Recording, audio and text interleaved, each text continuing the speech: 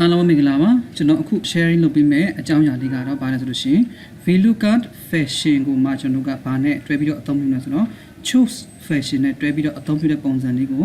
ကျွန်တော် sharing လုပ်ပေးသွားမှာဖြစ်ပါတယ်ဒါဆိုလို့ရှိရင်အခု Excel လေးထဲကိုကျွန်တော်တွားပြီးတော့ကြည့်ကြအောင်ဒါဆိုဒီ Excel လေးထဲမှာဆိုလို့ရှိရင် B column မှာသူက student name ဆိုပြီးတော့ကျောင်းသားလေးရဲ့နာမည်ရိုက်ထားတယ်ပြီးရင် gender C column major ပေါ့နော် D column မှာပြီး ID ကိုကျတော့ E column မှာရိုက်ထားပြီးတော့ row number ပေါ့နော်ကျောင်းသားတွေရဲ့တက်တဲ့အခန်းနံပါတ်လေးတွေကိုကျတော့ F column ထဲမှာကျွန်တော်ရိုက်ထားတာကိုတွေ့ရပါလိမ့်မယ်ဒီမှာကျွန်တော်တို့ကဘာကိုလွတ်ချင်တယ်ဆိုလို့ရှိရင် ID code ကိုရိုက်ထားတာနဲ့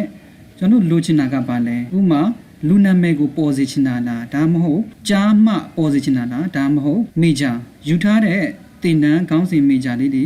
ပေါ်စေချင်တာလားဒါမှမဟုတ် ID code သူရဲ့ ID code လေးကိုပေါ်စေချင်တာဒါမှမဟုတ် row number လေးတွေပေါ်စေချင်တာကျွန်တော်တို့သတ်မှတ်ထားလို့ရပါတယ်ဒါဆိုရင်အခုကျွန်တော်တို့အဲ့လိုသတ်မှတ်ဖို့အတွက်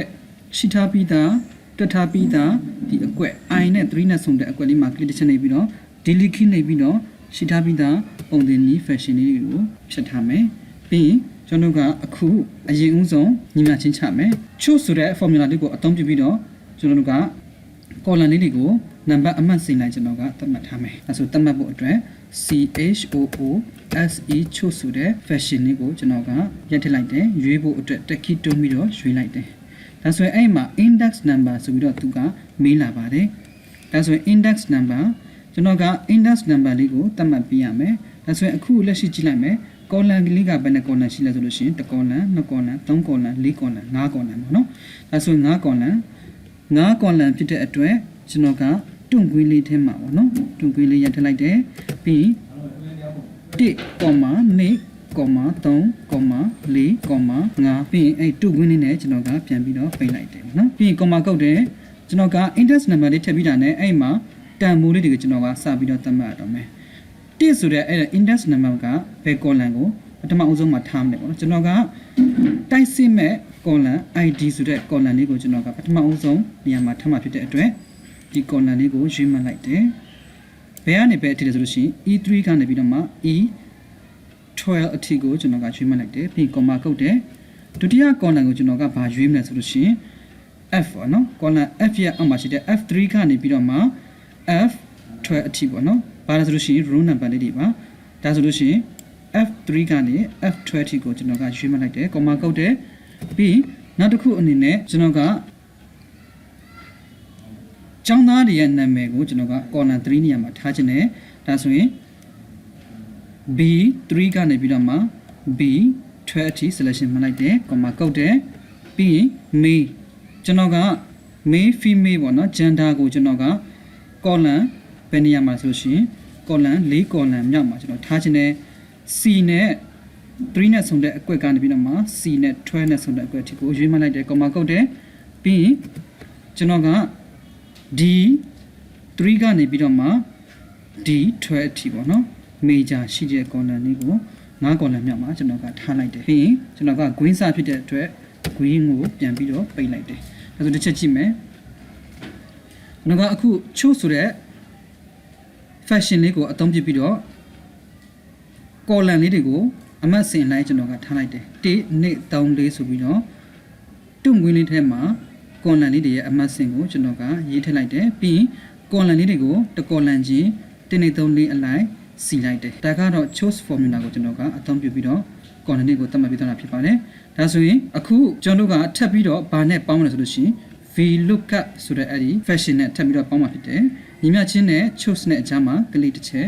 နှိပ်လိုက်မယ်ပြီးရင်ကျွန်တော်ကရိုက်ထည့်လိုက်မယ် Vlookup ပေါ့နော်ကျွန်တော်က fashion လေးကိုရွေးမယ်ဆိုလို့ရှိရင်တက်ခီတွန်းပြီးတော့ရွေးပါတယ်ပြီး lookup value တဲ့ကျွန်တော်တို့ကရှာချင်တဲ့တန်ဖိုးကဘာတန်ဖိုးလဲပေါ့နော်သူကမေးလာပါတယ်ဒါဆိုရင်အဲ့မှာကျွန်တော်ကရှာချင်တာကဒီ ID code ဆိုတဲ့အကွက်လေးရဲ့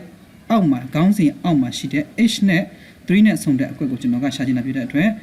H နဲ့3နဲ့ဆုံတဲ့အကွက်မှာ click တစ်ချက်နှိပ်လိုက်တယ်ပြီး comma ကုတ်တယ်ရှာချင်တဲ့ table ကဘယ်ထဲမှာရှိတယ်ဆိုလို့ရှိရင်ဒီ table အားလုံးထဲမှာကျွန်တော်က ID code ဘယ် column မှာရှိလဲဆိုတာကိုကျွန်တော်ကရှာချင်တာဒါမှမဟုတ်ဒီထားမှာကျွန်တော်က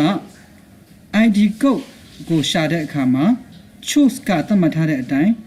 ID code ရှိတဲ့ column ကိုကျွန်တော်တို့ကတစ်ဆိုတဲ့ column ထဲမှာပထမအဆုံး column ထဲမှာကျွန်တော်တို့ကသတ်မှတ်ထားပြီးသားဆိုတော့မှန်ပါတယ်ကျွန်တော်ကဒီအတိုင်းသုံးမယ်ဒါဆိုရင်ဒီ choose ဆိုတဲ့ function လေးနဲ့အသုံးပြုပြီးတော့ရေးထားတဲ့ဒီ table တစ်ခုလုံးကျွန်တော်တို့ကယူမှာဖြစ်တဲ့အတွက်အခုဒီ table လေးရဲ့နောက်ဆုံးမှာ comma လေးကုတ်လိုက်တယ်ဒါဆိုရင်ဆိုလိုတာကဒီ h3 ဆိုတဲ့တန်ဖိုးကိုဒီ choose နဲ့လောက်ထားတဲ့သတ်မှတ်ထားတဲ့ဒီ table ထဲမှာကျွန်တော်ကရှာမယ်ပေါ့နော်ဒီ comma ကုတ်ပြီးတော့ရှာလိုက်တယ်ပြီး column index တဲ့ပြီးရင်အကယ်၍ရှိတယ်ဆိုလို့ရှိရင်ဒီ id ကုတ်လေးကဒီ choose နဲ့သတ်မှတ်ထားတဲ့ဒီ table ထဲမှာရှိတယ်ဆိုလို့ရှိရင်ကျွန်တော်ကဘာကိုပေါ်စေချင်လဲဘယ် column ကိုပေါ်စေချင်လဲပေါ့နော်ဒါဆိုကျွန်တော်ကဥမာ column 1ကိုပေါ်စေချင်တာလား column 2ကိုပေါ်စေချင်တာလားကျွန်တော်ကတော့ဒီမှာတော့ဥမာကျွန်တော်ကသတ်မှတ်ထားတာက student name ပေါ့နော် column number 3ဆိုတော့အဲ့ student number လေးကိုနာမည်လေးကိုပေါ်စေချင်တယ်ဒါဆိုလို့ရှိရင်3ဆိုပြီးတော့ရထည့်လိုက်မယ် comma ကုတ်တယ်ဒါဆိုဒီမှာသူ true false ဆိုပြီးတော့သူမေးလာပါတယ် true ဆိုတာကျတော့သူကနီးစပ်တဲ့အဖြေကိုသူကထုတ်ပေးမှဖြစ်ပါတယ်false ကျတော့သူကတိကျတဲ့အဖြေကိုထုတ်ပေးမှဖြစ်ပါတယ်ကျွန်တော်ကလိုချင်တာကတိကျတဲ့အဖြေဖြစ်တဲ့အတွက်ကျွန်တော်က false ကိုရွေးရပါမယ်ဒါဆိုရင် false ကိုရွေးလိုက်တယ်ပြီးရင်တက်ခိတွန်းပြီးတော့ green လေးပိတ်မယ်အဖြေထုတ်ဖို့အတွက်ကျွန်တော်တို့က enter key တစ်ချက်နှိပ်လိုက်ပါတယ်ဒါဆိုရင်အခုအဖြေလေးပြပေးသွားတာကိုတွေ့ရပါလိမ့်မယ်အခုကျွန်တော်တို့share လုပ်သွားတာကဘာလဲဆိုလို့ရှိရင် vlookup နဲ့ choose ဆိုတဲ့ function လေးတွေကိုတွဲပြီးတော့အသုံးပြုပြီးတော့ကျွန်တော်ဘယ်လိုမျိုးလေး vlookup ကိုပို့ပြီးတော့အသုံးဝင်အောင်လုပ်လို့ရတယ်ဆိုတာကိုလေ့လာသွားတာမှာကျွန်တော်အားလုံးစပင်မျိုးမျိုးနေပါတယ်ဒီသင်ခန်းစာလေးကအကျိုးရှိတယ်ဆိုလို့ရှိရင် like and share လေးလုပ်ပေးချင်အားပေးလို့ရပါတယ်